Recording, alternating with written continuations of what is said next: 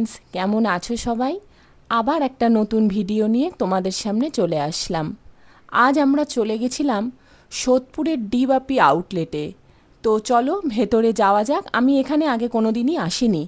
তো আরুষকে নিয়ে আমি ভিতরে ঢুকছি, পিছনে ব্যাক ক্যামেরায় সুমন আছে।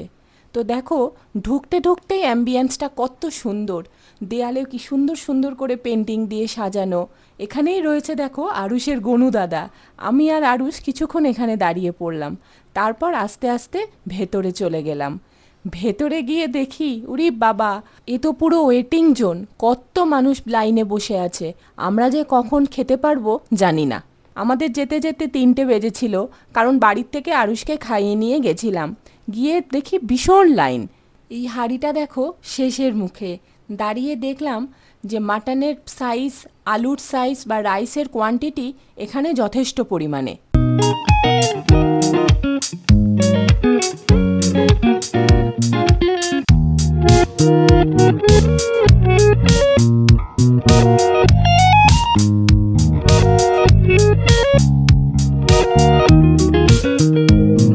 এটি হচ্ছে চিকেন চাপের কাউন্টার।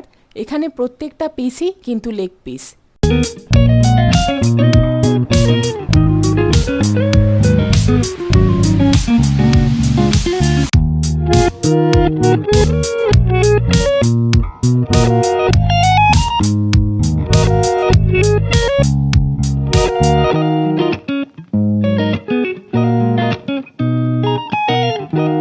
প্রায় ৪৫ মিনিট থেকে ১ ঘন্টা ওয়েট করার পর তারপর আমরা খেতে বসতে পারলাম, তাও আবার শেয়ার করে, কারণ আমরা আমাদের জন্য একটা টেবিল পাইনি।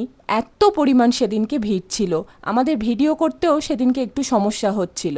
তো চলো, খাওয়ার আগে তোমাদের এখানকার অ্যাম্বিয়েন্সটা একটুখানি ঘুরে দেখাই।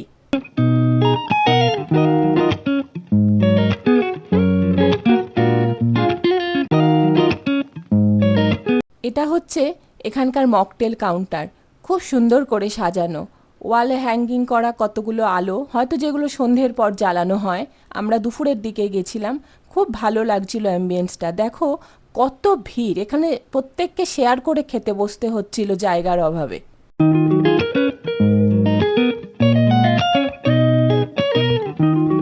ডিবাপি মানেই আমরা জানি বিরিয়ানি স্পেশালিস্ট, সেটা অবশ্যই সত্যি কথা। তাছাড়াও কিন্তু এখানে প্রচুর রকমের আইটেম আছে, প্রচুর রকমের খাওয়ার আছে। তো আমি তোমাদের সাথে মেনু কার্ডটা শেয়ার করলাম। তোমরা এখানে কি কি আইটেম পাওয়া যায় এবং কোনটার কত প্রাইস ইন্ডিভিজুয়াল, তোমরা ভিডিওটা পজ করে দেখে নিও।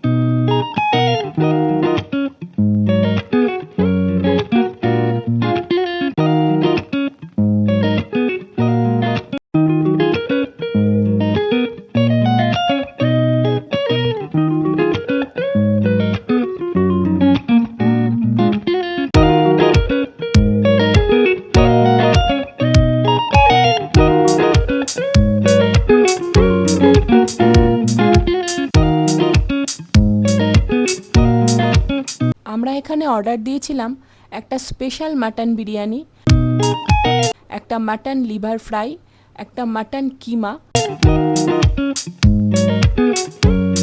একটা মশালা কুলচা,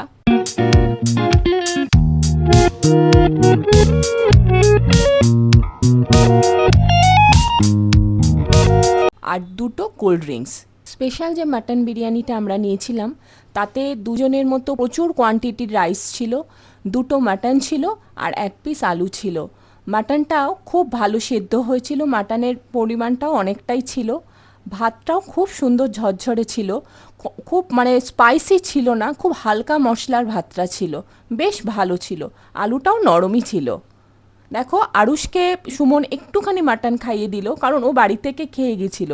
ও আমাদের সাথে যেতে একটু ভালোবাসে, কিন্তু রেস্টুরেন্টের খাবার ছোট তো, তাই ওকে আমরা খুব একটা দিই না। সুমন এবার মাটনটা খাচ্ছে, খেয়ে বলুক কেমন। ওরও মাটনটা খুবই ভালো লেগেছিল, সত্যি মাটনটা খুব ভালো সেদ্ধ হয়েছিল। একটু লিভার ফ্রাই নিয়ে নিল ও মাটন দিয়ে খাবে বলে। তো লিভার ফ্রাইটাও খুব ভালো লাগে মাটন বিরিয়ানির সাথে, আমরা আগে অন্য আউটলেটে খেয়েছি, ওরও খুব ভালো লাগছিল। আর আমরা মশালা কুলচা নিয়েছিলাম মাটন কিমা দিয়ে খাবো বলে। এরপর আমি খেলাম মশালা কুলচা দিয়ে মাটন কিমা। মশালা কুলচাটা ভীষণ সফট ছিল, আর মাটন কিমাটা খুব স্পাইসি, খুব মানে একটু ঝাল মিষ্টি মেশানো, খুব টেস্টি ছিল, খুব ভাল লাগছিল দুটোই একসাথে খেতে। তো বন্ধুরা, তোমরা যারা ডিবাপিতে খেয়েছো তারা তো এখানে খাবারের কোয়ালিটি খুব ভালো জানোই, আর যারা খাওনি তারা কিন্তু অবশ্যই একবার এখানে ভিজিট করবে। ভীষণ ভালো খাবারের কোয়ালিটি। আমি তো ভীষণভাবে বিরিয়ানি লাভার, কিন্তু আমার এই ডিবাপির বিরিয়ানি খুবই ভালো লাগে। অন্য জায়গার বিরিয়ানিও ভালো লাগে, তো ডিবাপির বিরিয়ানিটাও কিন্তু আমার খুব ভাল লাগে। আর যদি মাটন বা চিকেন বিরিয়ানি নাও, তার সাথে মাটন লিভার কষাটা অবশ্যই ট্রাই করবে। আর মাটন কিমার সাথে নান, পরোটা, তন্দুরি রুটি এই সমস্তগুলো ট্রাই করবে। ওভারঅল আমাদের খাওয়াটা খুব ভালো ছিল। খেয়ে উঠতে উঠতে প্রায় বিকাল হয়ে গেছে, এখন ওই জন্য ওয়েটিং জোন পুরো ফাঁকা হয়ে গেছে। খেয়ে উঠে ওই জন্য ওখানে একটু বসে নিলাম। বাড়ি যাবি না? কোথায় এসছিস?